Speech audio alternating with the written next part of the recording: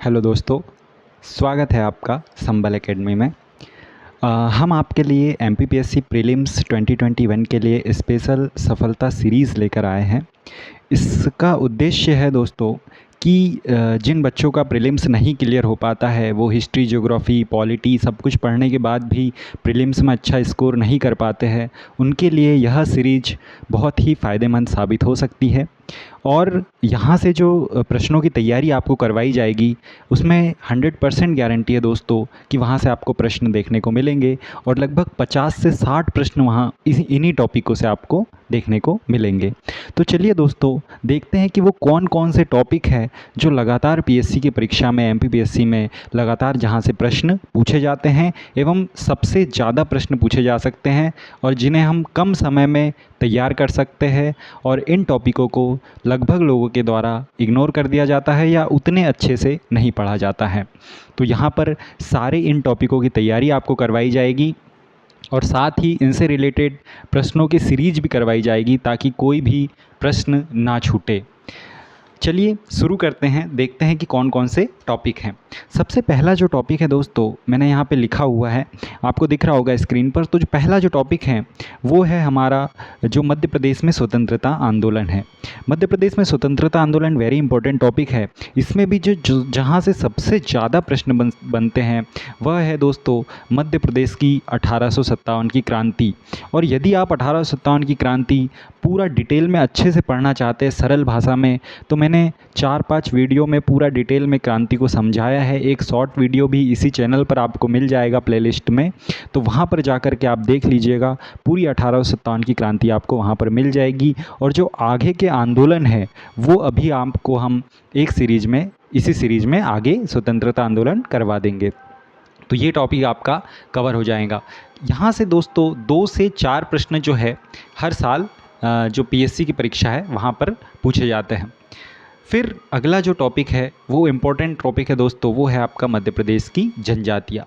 यहाँ से भी फेवरेट टॉपिक है पीएससी का। 3 से 5 प्रश्न लगभग पूछे जाते हैं। आप भी जानते हैं कि मध्य प्रदेश में भारत में सर्वाधिक जनजातियाँ निवास करती है। भारत के जो राज्य है सबसे ज़्यादा जनजातियाँ मध्य प्रदेश में निवास करती है। तो स्वाभाविक बात है कि यहाँ से प्रश्न पूछे जाएंगे। किस प्रकार के प्रश्न पूछे जाते हैं? तो जनजातियों के क्षेत्र के बारे में, जनजातियों की उपजातियों के बारे में, उनके त्यौहार, नृत्य के बारे में यहाँ से प्रश्न पूछे जा सकते हैं। ज़्यादा कुछ नहीं, आपको ये चीज़ें भी यदि आप पढ़कर जाएंगे तो लगभग सारे प्रश्न यहाँ से कवर हो जाएंगे। और इसी चैनल पर आपको इससे रिलेटेड क्वेश्चंस भी इम्पोर्टेंट मिल जाएंगे। और दूसरी चीज़ की जो जनजातियों से इम्पोर्टेंट फैक्ट है वो सारे आपको यहाँ पर करवा दिए जाएंगे। ठीक है।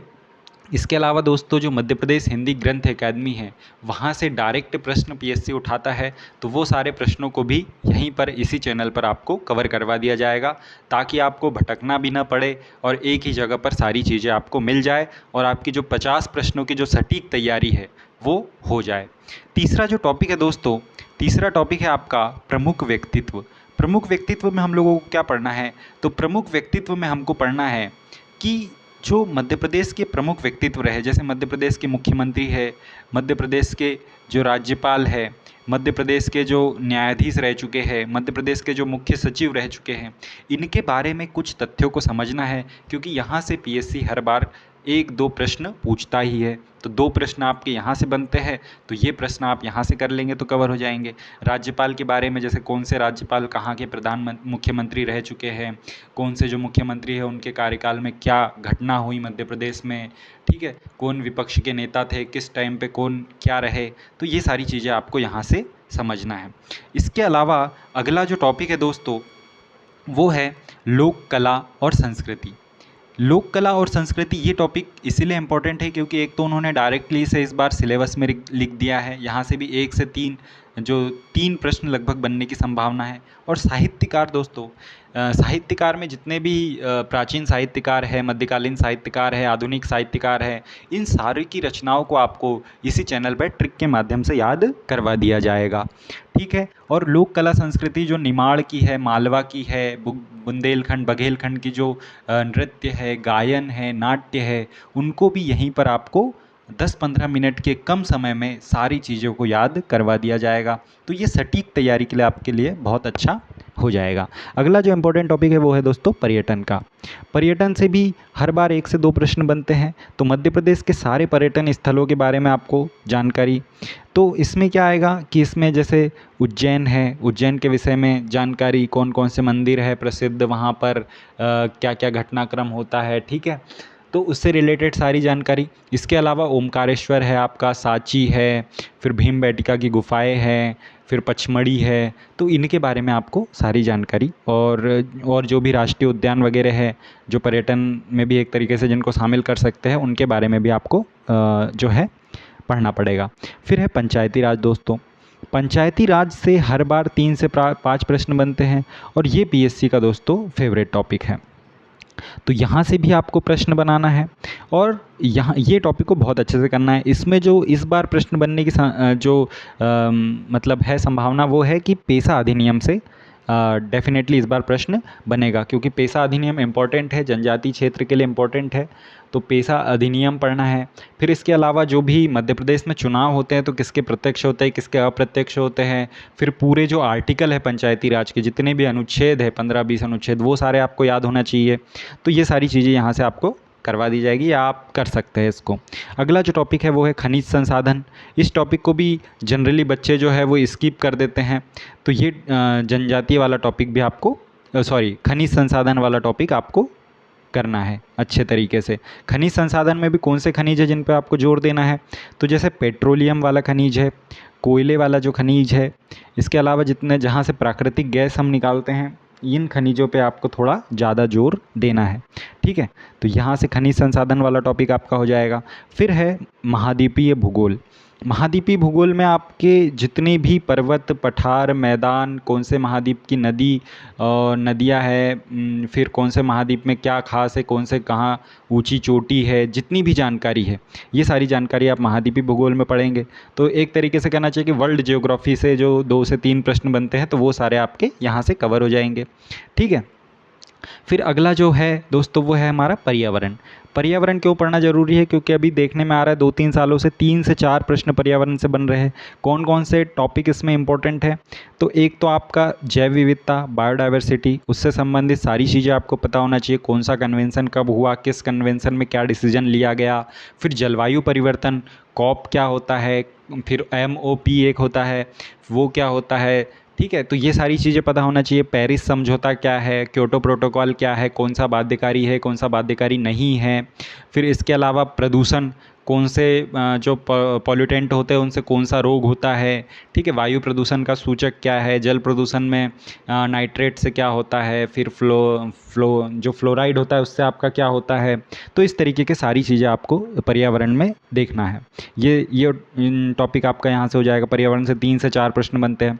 फिर पॉलिटी में दोस्तों यहाँ पे मैंने अधिनियम लिख रखे और संविधान संशोधन। इसके अलावा आपको जो पूरी पॉलिटी है, वो जितना भी सिलेबस में उन्होंने कोड किया है, वो आपको अच्छे तरीके से तैयार करना है, क्योंकि यहाँ से 6 से 7 प्रश्न बनने की संभावना है, जो कि आपसे बनना ही चाहिए, ठीक है। फिर अगला हम आते हैं दोस्तों आयोग पर। तो आयोग से भी 6 से 7 प्रश्न इस बार बनने की संभावना है, और आयोग को भी आप स्किप नहीं कर सकते। आयोग को भी आपको पढ़ना है और अच्छे तरीके से पढ़ना है, ताकि जितने भी प्रश्न आयोग से आए वो आपके कवर हो जाए। यहाँ पर आपको सारे आयोग एक बार करवा दिए जाएंगे, उनके जो इम्पोर्टेंट प्रश्न है वो आपके आयोग के करवा देंगे, ठीक है। फिर खेलकूद है दोस्तों। तो खेलकूद में 2 पोर्शन आते हैं, एक तो स्टैटिक वाला, एक करंट वाला। तो स्टैटिक वाला पोर्शन अधिकतर बच्चे लूसेंट से कवर करते हैं, तो वो वहाँ से लगभग चीज़ें वहाँ से हो जाती है। फिर उसके अलावा जो फैक्ट बचते हैं वो यहाँ पे हम आपको वीडियो में करवा देंगे, तो वो लगभग चीज़ें यहीं पे आपकी हो जाएगी। फिर इसमें जो करंट वाला पोर्शन है वो भी यहाँ पे आपको एक वीडियो मिल जाएगा, तो उसमें सारा जितना भी हुआ है करंट अफेयर में, जो जो लोग फेमस रहे हैं। इसमें भी दोस्तों सारी चीज़ें हमको रटना नहीं होता है, इसमें भी इम्पोर्टेंट चीज़ें याद करनी होती है, जिनका या तो मध्य प्रदेश से संबंध रहा है, या मध्य प्रदेश का कोई बच्चा जिसने विश्व स्तर पर कुछ किया है, मध्य प्रदेश का कोई खिलाड़ी है जिसने विश्व स्तर पर कुछ किया है, या भारत का बहुत फेमस कोई खिलाड़ी जिसको कोई अवार्ड मिला है, या मध्य प्रदेश का कोई खिलाड़ी जिसको कोई अवार्ड मिला है, या विश्व स्तर पर किसी ने कोई रिकॉर्ड बनाया नया। तो इस तरीके की चीज़ें हमको देखना पड़ता है, सारी चीज़ें हमें याद नहीं करना है, जो रिलेवेंट चीज़ें हैं वही हमें पढ़ना है। तो इस तरीके से दोस्तों यदि आप इतने टॉपिक को, ये लगभग 12 टॉपिक है, 1 दर्जन टॉपिक है, यदि इतने टॉपिक को आप तैयार करते हैं तो ये 50 50 से अधिक प्रश्न आपके यहाँ से तैयार हो जाएंगे। और ये टॉपिक ऐसे है कि कम मेहनत में आपको ज़्यादा मुनाफा देकर जाएंगे। अधिकतर बच्चे इन्हें अच्छे से नहीं पढ़ते हैं, वो हिस्ट्री में और आपका ज्योग्राफी, पॉलिटी यही सब पढ़ने में पूरा टाइम निकाल देते हैं। फिर जब पेपर आता है, यहाँ से जो प्रश्न आते हैं वो हमसे नहीं बन पाते। तो ये ऐसा टॉपिक है दोस्तों कि कम समय में आपको ज़्यादा मुनाफा देकर जाएगा। तो यदि आप चाहते हैं कि ये सारे टॉपिक हो जाए, चैनल पर ही मिल जाए आपको एक ही जगह पर, तो अभी तो हम वैसे कंटिन्यूसली वीडियो आपको प्रोवाइड कराएंगे। आप यदि चाहते हैं तो प्लीज़ सपोर्ट कीजिए, सब्सक्राइब कीजिए और लाइक कीजिए। धन्यवाद।